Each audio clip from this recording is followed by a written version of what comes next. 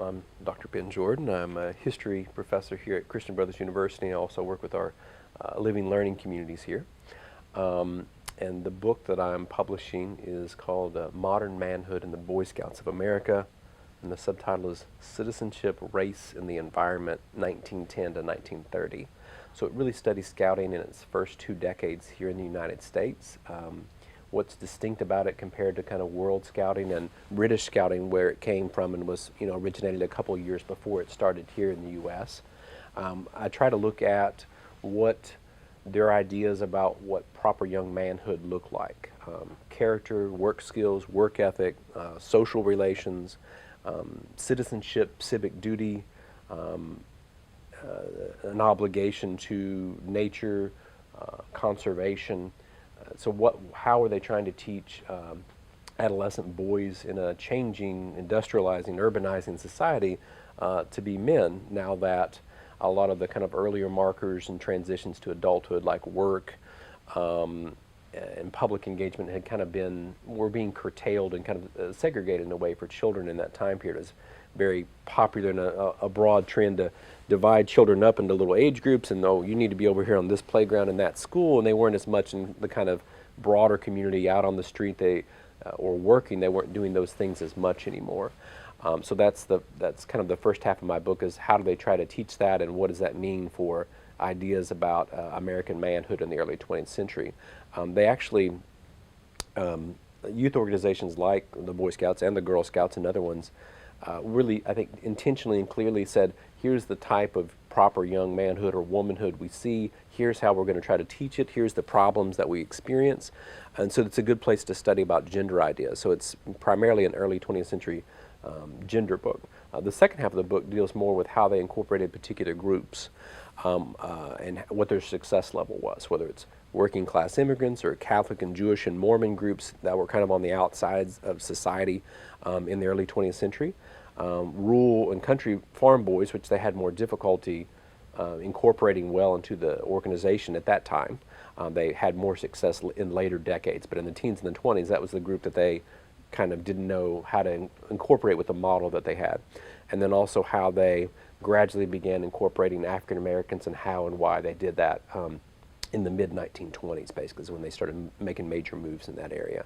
So the latter half of the book is more race, ethnicity, religion, and how to incorporate different groups into this kind of more universal idea of what they thought a young American man should be and what they were trying to teach boys to be. I wasn't a Boy Scout.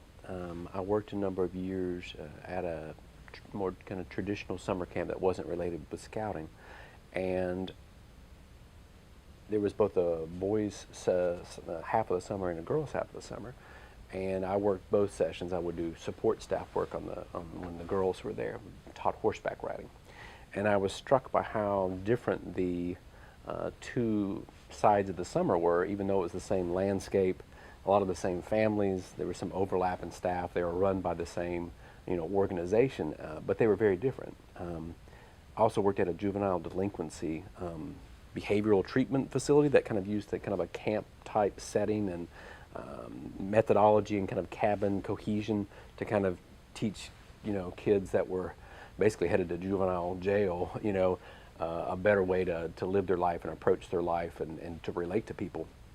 And but they were very different. There were kind of boys and girls sides there as well. And I was struck by how different they were.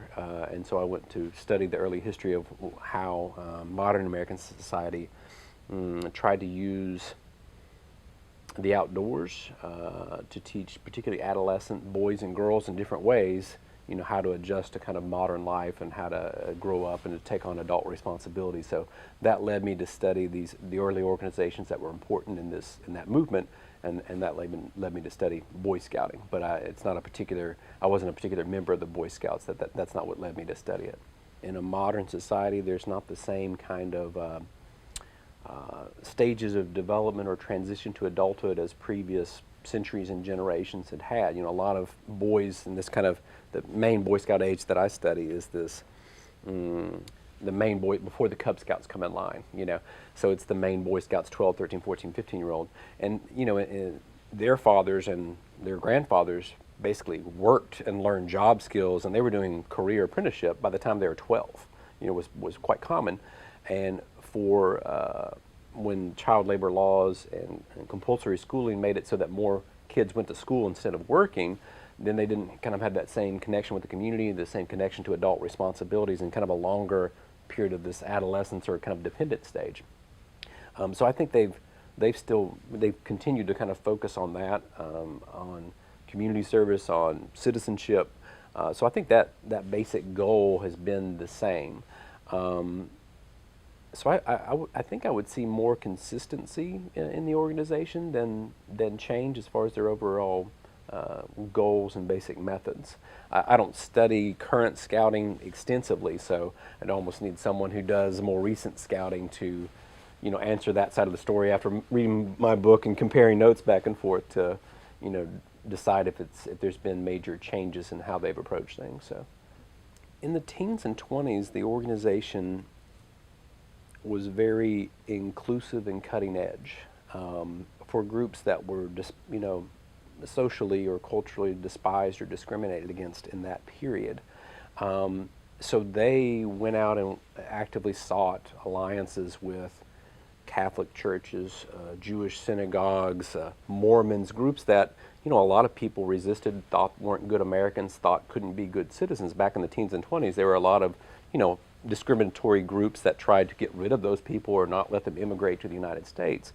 And they were very welcoming and inclusive back then of those organizations, and effectively kind of built these alliances with them. So I think the kind of very welcoming and more universal and inclusive nature of the organization in teens and 20s was a surprise to me, and I think something that would surprise readers. There was the desire to kind of reach a broad spectrum of boys and say, we're not just focusing on one particular group. This is the universal solution to the modern American boy problem. And so they saw these potential recruits, but there was some hesitation from those groups about coming and being a part of the Scouts or basically sponsoring or hosting Scout troops. And so they went out and tried to build those alliances with them. The same thing with the working class labor union leaders that were hesitant about the Scouts, or maybe they're kind of anti-union. So they went out and kind of made those effective alliances and compromises. So part of it came from top down, and part of it was, I think, some people in those organizations who were interested in the kind of thing the Scouting were doing, if they could overcome their obstacles or hesitations to it. Can we integrate our faith into our troops' activities and programming? For some of it was, can we teach in our native tongue? So it was like, for Polish Scouts, who had their own separate organization for a while, it was, can we teach the Boy Scouts of America troops in Polish? Can we have a Polish handbook? And so there was some back and forth between the national organization, local leaders, and these local institutional leaders of these groups. But for the most part, they effectively made those compromises and brought those groups in. The same thing, it was more gradual, but with African Americans and Native Americans, much faster than a lot of institutions in the United States were willing to do, to try to at least gradually reach out and incorporate them. Sometimes they were in segregated troops in some areas like the South, but a lot of places wouldn't allow such boys in, or men into their organizations or institutions or spaces at all. So on the whole, relatively, they looked quite inclusive in that period. It was very much focused on kind of town and city boys. They had difficulty with the country boys because they were spread too far apart to be able to form troops and to have leaders and institutional sponsors and the kind of things that they thought boys needed for a modernizing society. So they actually had difficulty back in the teens and 20s reaching out effectively to country farm boys. So it was more of a town, city, modern-looking organization, which I think will surprise some people and some readers of the book who might see Scouting as a more traditional or almost kind of backward-looking organization or nostalgic type of organization. But in the teens and the 20s, they were quite progressive and quite modern in their outlook and what they were trying to teach boys to do. I'm hoping that people who are current Scouts or Scout leaders look at it and say, oh, well, we still do that in the same way, and that's where that came from, or we do things quite differently, and that's when this changed, and that's why, or maybe there's something that they were doing right back then that might still be applicable or useful now.